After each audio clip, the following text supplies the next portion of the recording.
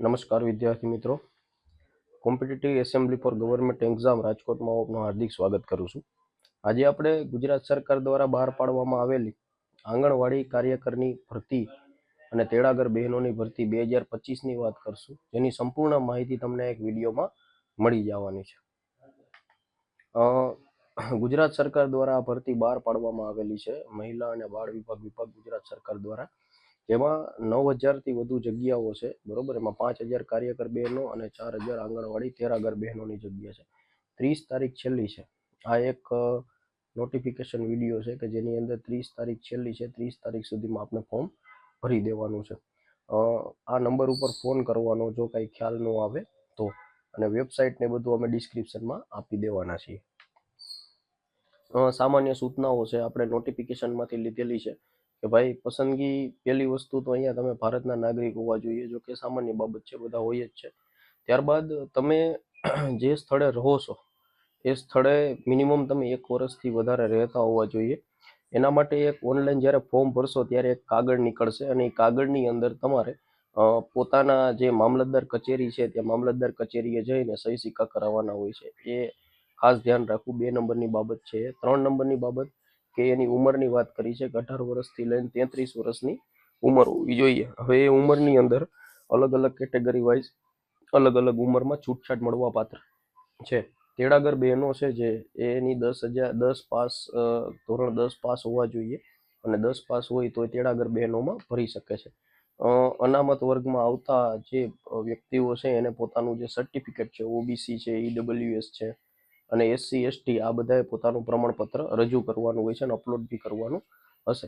વિધવા કોઈ વ્યક્તિ, વિધવા બહેનો કોઈ ફોર્મ ભરે છે તો એને પોતાનું જે અપડેટ છે એ અપડેટ તમારે, મીન્સ એનું જે સર્ટિફિકેટ છે એ તમારે ઓનલાઈન અરજી કરવાનું રહેશે. શૈક્ષણિક લાયકાતના જે પત્રો છે, પ્રમાણપત્રો 10માનું 12માનું, એ બધા ધોરણના તમારે અપલોડ કરવાના છે.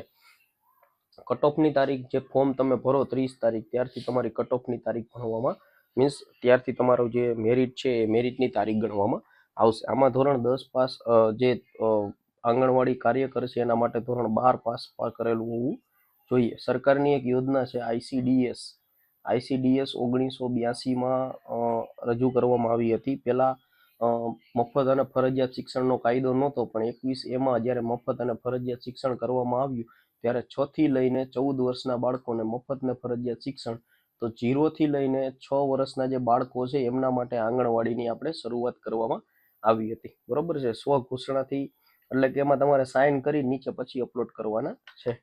બરોબર છે. એ કોઈ પોલીસ ફરિયાદ ન થઈ હોવી જોઈએ એવા વ્યક્તિ હોવા જોઈએ, આધાર ન થયેલા હોવા જોઈએ.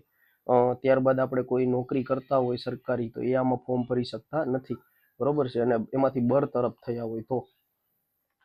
પછી જે લોહીના સંબંધ ધરાવતા વ્યક્તિ હોય, કોઈ એક આંગણવાડી છે એમાં કોઈ લોહીના સંબંધ ધરાવતા વ્યક્તિ હોય, તો એ 2 વ્યક્તિઓ એક જ જગ્યાએ નોકરી કરી શકતા નથી. 2માંથી કોઈ એક વ્યક્તિની નોકરી લાગવા પાત્ર છે.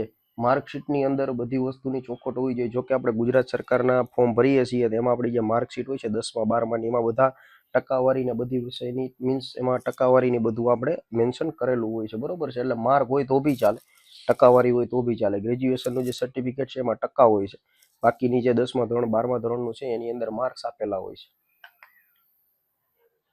જો તમે અપલોડ કરેલા વસ્તુઓ છે એ અને ઓરિજિનલ જે ડોક્યુમેન્ટ છે એમાં કોઈ ફેરફાર રહેશે તો તમારી અરજી ઠેરવા, મીન્સ અરજી લેવામાં આવશે નહીં. બરોબર છે. એટલે 700. અને બીજી વસ્તુ અહીંયા એવું છે કે માની લો કે તમારે 700 માર્ક છે, હવે એમાંથી તમે 325 માર્ક આવ્યા અને તમે ગણિતમાં 25 માર્કે ફેલ થયા, પછી બીજી વખત તમે પરીક્ષા આપી અને એમાંથી, એટલે આમાંથી તમારે હવે 300 માર્ક રહ્યા અને બીજી વખત ગણિતની અંદર 40 માર્ક આવ્યા તમારે, તો તમારે 740 માર્કમાંથી મેરિટ ગણવાનું છે.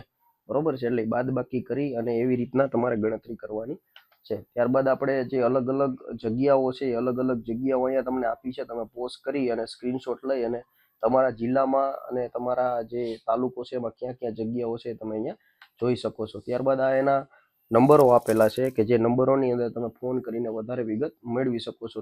30 તારીખ છેલ્લી છે ફોર્મ ભરવાની, તો 30 તારીખ પહેલાં તમારે ફોર્મ ભરી દેવાનું છે. અને બીજી એક હું વાત કરું કે અહીંયા તમારા નોકરીના કલાકો છે એ ફિક્સ હોય છે. બીજું આ આંગણવાડી કાર્યકર છે એ બહેનોને 10,000 પગાર મળવા પાત્ર છે, અને તેડાગર બહેનો છે એને 5,000 પગાર મળવા પાત્ર છે. નોકરીના કલાકો સામાન્ય હોય છે, 5 થી લઈને 6 કલાકની નોકરી હોય છે, બરોબર છે. એટલે આની અંદર જે બહેનો છે, અને બીજી વસ્તુ ખાસ મહત્વની બાબત એ છે કે પરીક્ષા આમાં લેવામાં આવતી નથી. બેઝ ઓન તમારું જે 10માનું અને 12માનું મેરિટ હોય છે એના અનુસંધાને તમને અહીંયા નિમણૂક આપવામાં આવે છે. આજના વિડીયોમાં આપેલી બધી માહિતી આપને ખ્યાલ આવી ગઈ હશે. જો એની અંદર કોઈ છૂટ રહી જતી હોય તો આ નંબર ઉપર ફોન કરી અને વધારે માહિતી તમે મેળવી શકો છો. આ વિડીયોમાં આપણે આટલું રાખીએ છીએ. જય હિન્દ, જય ભારત.